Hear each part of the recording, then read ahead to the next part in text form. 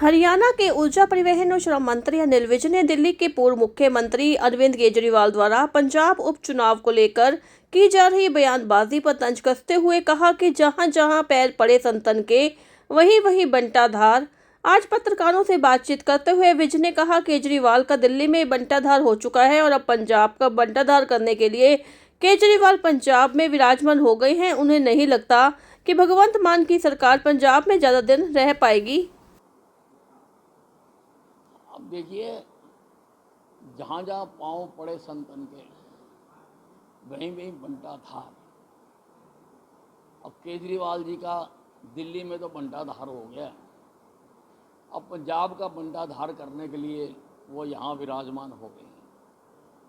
और मुझे नहीं लगता कि जो पंजाब में भगवंत मान जी की सरकार है वो ज़्यादा दिन तक सरवाइव कर पाएगी।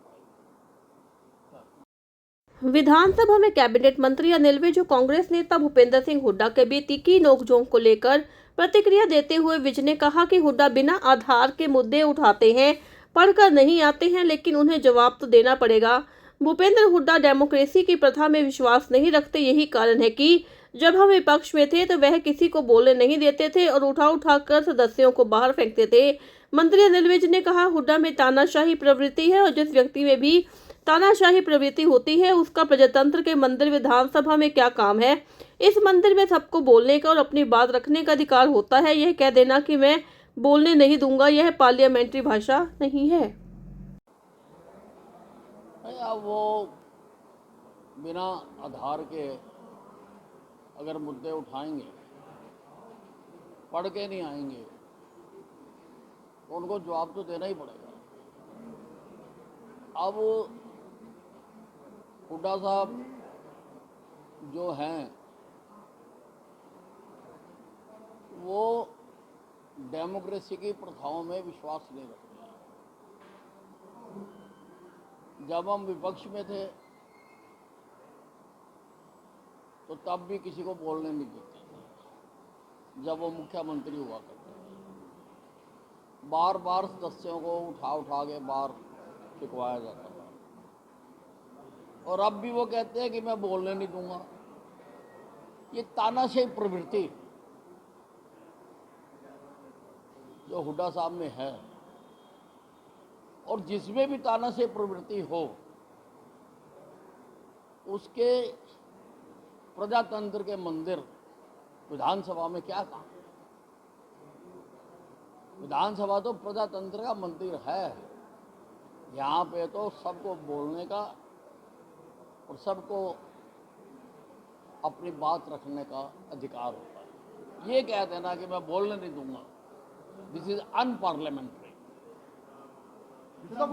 कैबिनेट मंत्री अनिल विज ने कांग्रेस द्वारा अब तक हरियाणा में विपक्ष के नेता न चुने जाने को लेकर भी अपनी प्रतिक्रिया देते हुए कहा कि यह कांग्रेस के शीर्ष नेतृत्व प्रदर्शन चिन्ह है कि वह फैसला लेने में सक्षम नहीं है। यही कारण है कि वह 6 महीने में भी फैसला नहीं ले पाए कि हरियाणा विधानसभा में उनका लीडर कौन होगा। उन्होंने कहा, जिस तरीके से इन्हें हर प्रदेश से उखाड़ कर फेंका जा रहा है उसे उनके फैसले लेने की क्षमता छिन्न भिन्न हो गई है।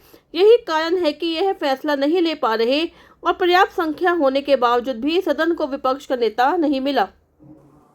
देखिए, जो कांग्रेस का शीर्ष नेतृत्व है ये उसके ऊपर प्रश्न चिन्ह है।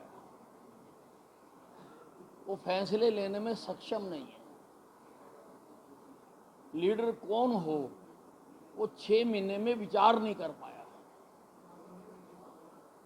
और पूरी तरह से मैं तो समझता हूं कि एक एक प्रदेश से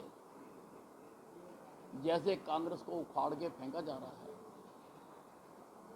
उससे हताश होकर इनकी फैसले लेने की जो क्षमता है वो छिन्न भिन्न हो गई। इस कारण से वो अभी तक फैसला नहीं ले पा रहे और पर्याप्त संख्या होने के बावजूद भी सदन को विपक्ष का नेता नहीं मिला। हरियाणा में भाजपा हाईकमान ने प्रदेश के मंत्रियों को अपने अपने जिलों में प्रेस कॉन्फ्रेंस करने के लिए कहा है। इस पर जब मंत्री अनिल विज से सवाल किया गया तो इन्होंने कहा कि हरियाणा में पहली बार इतना बेहतरीन बजट पेश किया गया है, जिसमें सर्वांगीण विकास की मद्देनजर रखते हुए 12 लाख करोड़ का बजट पेश किया गया है। इस दौरान विज ने जमकर प्रधानमंत्री नरेंद्र मोदी की तारीफ की और कहा कि उनके मार्गदर्शन में इससे बेहतरीन बजट पेश नहीं हो सकता। देखिए, ये बड़ा बेहतरीन बजट पेश किया गया है। 12 लाख करोड़ रुपए जीडीएसपी का बजट पेश किया, सर्वांगीण विकास का बजट पेश किया, हरियाणा के भविष्य को सामने रख के बजट पेश किया। आदरणीय प्रधानमंत्री नरेंद्र मोदी जी ने जो देश को विजन दिया है, जो रास्ता दिखाया है, जो आज से पहले कोई भी प्रधानमंत्री सोच भी नहीं सका, वो नरेंद्र मोदी जी ने तय किया है कि 2047 तक हम हिंदुस्तान को समस्याओं से विमुक्त करके विकसित भारत बनाएंगे। ये उस दृष्टिकोण को सामने रखकर बजट बना है। इसमें कोशिश की गई है कि भिन्न भिन्न स्कीमों के माध्यम से हर वर्ग, हर क्षेत्र, हर क्लास को फायदा पहुंचाया जाए। इसमें कोशिश की गई है कि हरियाणा के चप्पे चप्पे तक विकास की बयार बहाई जाए। तो इसलिए इसको लोगों को बताना, इसमें क्या है, क्या क्या लोगों के लाभ होंगे, वो बताना बहुत जरूरी है।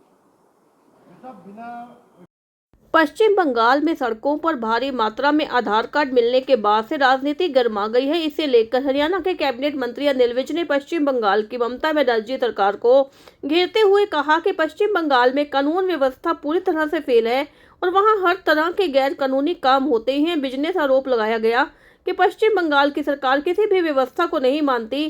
कैबिनेट मंत्री अनिल विज ने कहा कि पश्चिम बंगाल में बांग्लादेश से आने वाले लोगों की बहुत बड़ी संख्या है। पश्चिम बंगाल में हर तरह की इरेगुलरिटी हो रही है।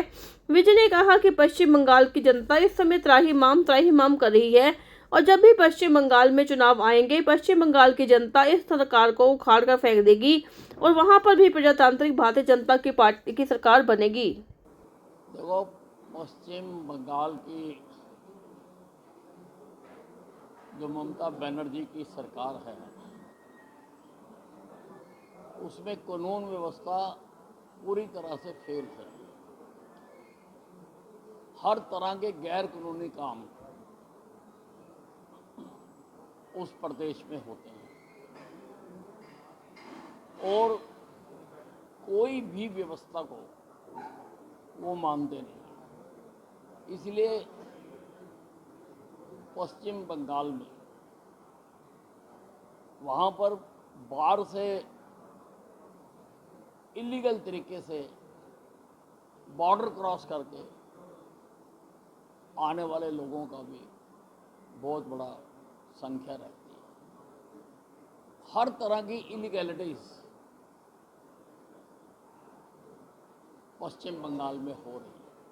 मुझे उम्मीद है कि जब भी वहाँ पर चुनाव आएंगे, वहाँ की जनता जो आहत है, त्राहिमाम कर रही है, वो ऐसी सरकार को उखाड़ कर फेंकेगी और वहाँ पर भी प्रजातांत्रिक व्यवस्थाओं में विश्वास रखने वाली भारतीय जनता पार्टी की सरकार को बनाएगी।